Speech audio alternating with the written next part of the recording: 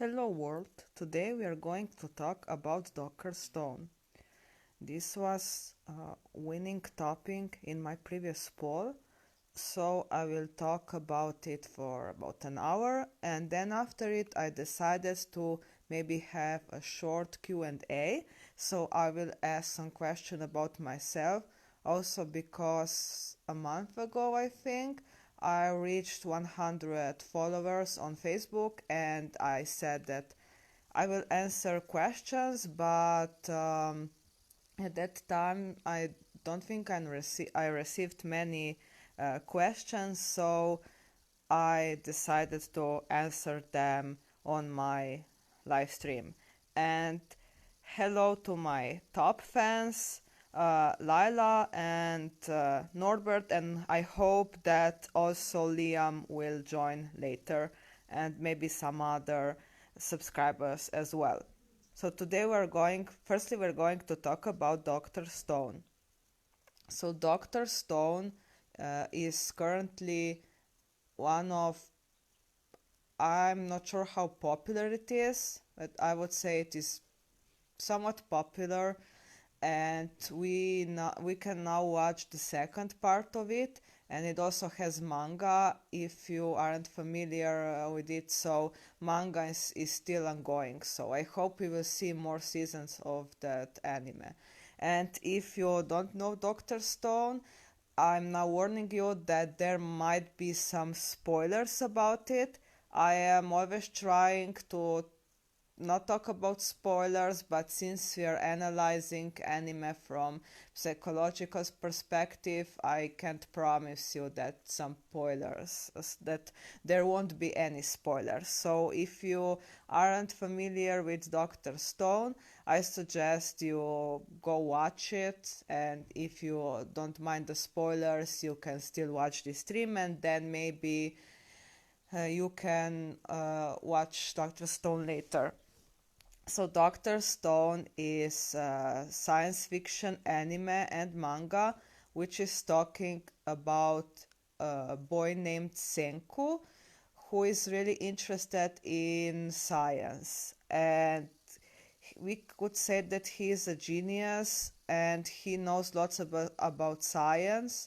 Not only one part of it, but science as whole, so chemistry, biology, and so go on. And because this is science fiction, something happened, and now the story went into the future, and that something was that everyone on earth was turned into stone. And about 3,000 years in the future, suddenly some of them started to wake up, and one of them was Senku, who decided to build a society and bring it back to what it was before. So he decided to um, well, firstly to build the kingdom of science, and slowly to make the whole society of science how it was before that stone thing happened. So his goal is to bring everyone back, from stone, where at least those who survived, and to live life how it was before that accident. Um, so far we are following him, and he is trying to bring society from stone edge ahead. Um, so firstly he decided to bring, for example, electricity back, and medicine back, and so go on. So currently in the anime, because I'm only watching anime, we are actually seeing him making medicine for one of the villagers, so the priestess who is sick, and he is trying to make the medicine because those people don't know about it. And then in the new episode, I think many things about the past and how why people turned into stone maybe will be revealed, or at least some part, I hope. um, because I think that since I'm watching the opening, I think that there are lots of secrets we don't know about it. Maybe about Senko's father and uh, what they were doing before the Stone Age and all that Stone thing actually happened. I don't want to give much spoilers, so I'm trying to think how to talk about this whole situation and so on. Now, why Dr. Stone? Why did I put it in poll? Well, first of all, it is one of anime I'm currently most interested in. Definitely a really original idea. When I heard about Dr. Stone, I was thinking about Flintstones, and I thought, okay, so they are in Stone Age and they will go with their lives, but actually it is science fiction, which I really like and love, and it is about science, so I decided to watch it, and now I'm really into it, especially since psychology is science, and this anime actually so far didn't really represent psychology as science or psychology at its full power, I would say. So I don't know if you know, but when it comes to science, many think that science is only chemistry and biology and physics, maybe mathematics, and some other science. But actually, psychology and sociology and other sciences which are actually dealing with people and groups and thoughts and so go on are also science because they are using scientific methods, and psychology in my opinion uh, really uses that kind of scientific methods. I'm not sure about sociology. They are also using things like experiment, I think, and observation, but I'm not really sure about philosophy. Also, once me and my colleagues were talking about a philosopher's student, and they said they are actually researching something about children and I think how they are doing in schools. So I think that philosophy also has some scientific methods and researchers, but I'm not really sure. But psychology evolved from philosophy, and sociology is actually a part of psychology because we have social psychology. So sociology is actually interested in person who is put into society and maybe political manners and how they're interacting with each other and so go on, while psychology is more interested in a person itself, but at the same time also person in society. So maybe sociology is really a part of psychology, and it was evolving on its own because it is really important to research person and how it works and how it behaves in groups and in society as well. And philosophy is dealing with all sorts of questions which can actually open more question and maybe bring some answers and maybe bring some researchers and so go on. So those are also really important. I would say that maybe I'm really sure, but maybe psychology uses the scientific methods the most. So we have experiment, like in chemistry, biology, and physics. We have observation. When I was in college, we were reading article about how physics and psychology are actually really similar, and in some way, physics could learn from psychology because we are really good at observation. Well, we are not observing how force are moving or atoms are moving or how it is in space, but we are observing people and behavior and different situations, and we have many techniques how to do that. Same for experiment. I think you are familiar with social experiments. Uh, Maybe you are familiar with experiments such as Milgram experiment or Zimbardo experiment, which are now controversial and we can't really repeat them because they are not ethical anymore. or at least if we are trying to put people in similar situation, we need to be more careful about it. So uh, yeah, and that's that there are two scientific those are two scientific methods. And what is really interesting in psychology is that while in physics or chemistry we are observing what's in front of us, in psychology we actually have method with which we observe what's inside of us. And many don't think psychology and other science are science because we many things actually cannot be researched really objectively or researched at all. Or if you're researching yourself, you are subjective about it, and science need to be objective. So actually we could argue that we are somewhere in between the science and non-science, and actually between the sciences like biology and chemistry, which are more about nature and forces in nature, atoms.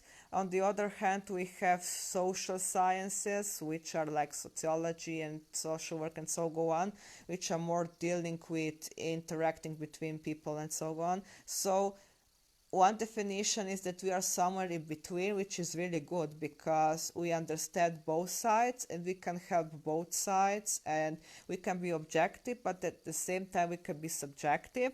But what one of my professors told is that everyone can everyone knows about feelings and interactions, but only psychologists or maybe some other scientists as well can research that on objective level with proper methods. And you need to always question yourself if you are subjective or objective, if one method is really good enough, and so go on. And we are actually making research just like in any other science.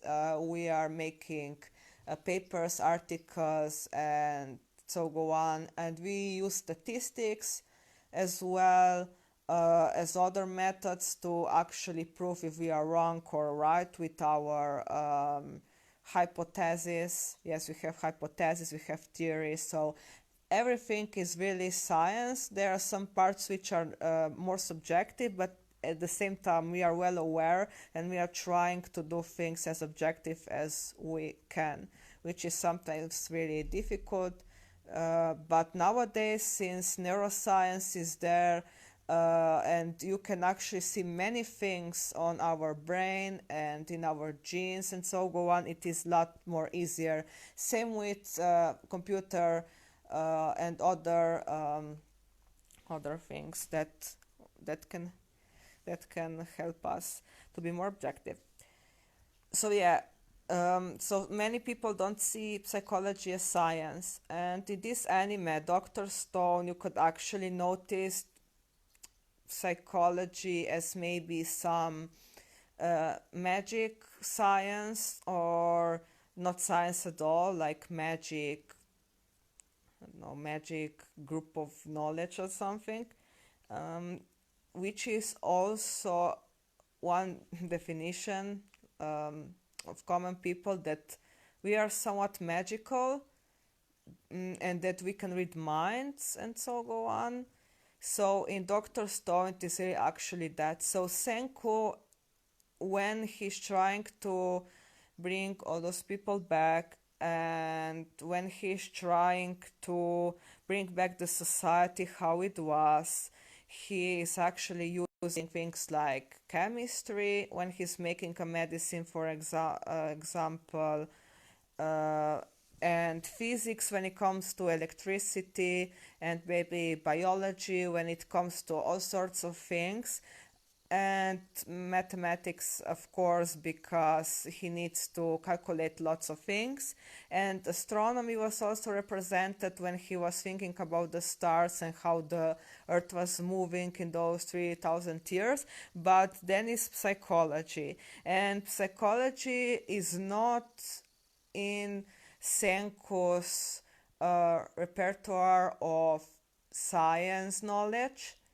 It is actually in another character whose name is Gen, and Senko described him as a magician and somewhat, if I remember correctly, he wasn't really excited about it, and he thought it was complete nonsense and so go on.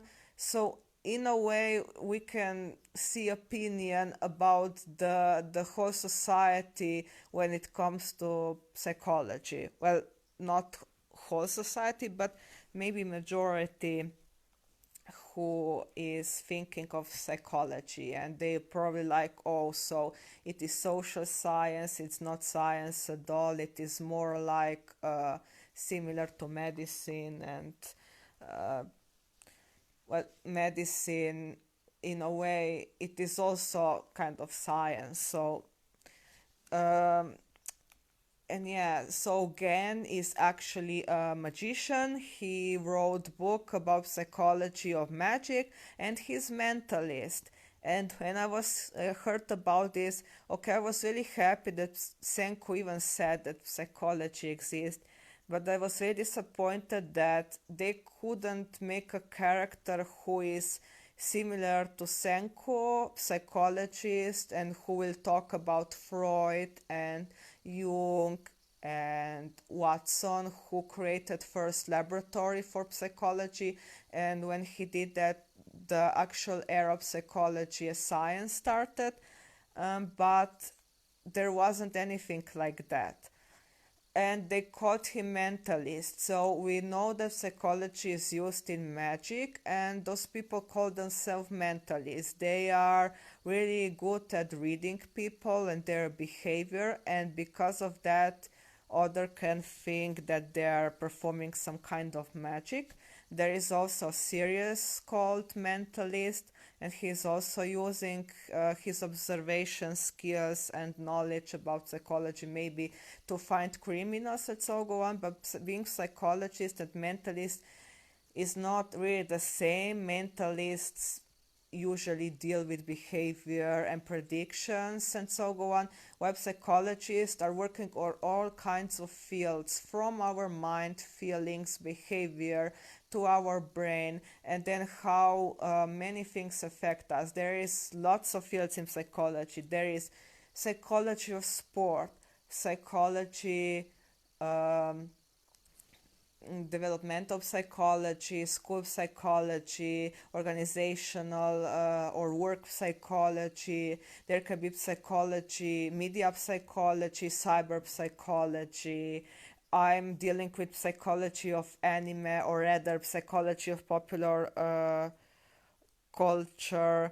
So psychology of music. There is psychology is basically everywhere. Sometimes I refer to it as um, science of top science, because you can actually find psychology everywhere, and with psychology you can actually change many things. So example, if someone is doing experiment in chemistry, if you are a good psychologist, you might change something about it and they ruin the experiment or make it more correctly. Or if they're doing an experiment, they can be such a stress that they completely mess up and everything is destroyed. So psychology is everywhere, and sociology is also somewhere there. Um, so um, that's about psychology. And well, I'm really happy that psychology is in Dr. Stone, although it is in hands of a mentalist, and that Senko, it seems that Senko doesn't really like psychology and mocks it about it. On the other hand, I'm not surprised, because psychology in Japan is not that well recognized as in other areas. Many people have mental disorders and they don't know what to do about it. In many cases, people who are not professionals are helping people with mental disorders. One of the examples is in interview with Asian Boss. They interviewed people who are helping hikikomori. Hikikomori are people who, because of their mental disorders and lots of stress, lock themselves in their rooms and they refuse to go outside to work and so go on. So they built some they made some buildings in which they actually tried to help those people, and they are not professionals. So that's actually one view of psychology in Japan. And I think things are getting better. I'm not 100% sure how it is. Maybe in some places it is better than others. My information come from interviews and many documentaries about it, because I'm really interested in psychology in Korea and in Japan and other places. So in Dr. Stone, again, who is, I would say, a psychologist, is actually appearing once in a while, and when he does, he's using magical tricks, but I would say not really magical tricks. He's good at observing, and he's good at manipulation, and he's good with changing people's minds and manipulation and hypnosis and so go on. And he is actually helping Senko and others a lot. Meanwhile, Senko is also using psychology. For example, when he started to build his kingdom of science, he needed more people. He needed more people to actually help him with fire. He was making some pots and some chemistry equipment, so he needed manpower. And what he did, he created ramen, and then he offered ramen, and people, of course, loved ramen, and for that they helped him. So basically, he motivated them with food. Also, with Gen, he motivates, not manipulates, but he motivates him with Coke. So if Gen is helping them, he will get Coca-Cola at the end. And that's also motivation, that's also psychology. And when Senko is really good at observation, so that can also be a part of psychology. If you are good at observing other people and their behavior and trying to bring them to your side. So he is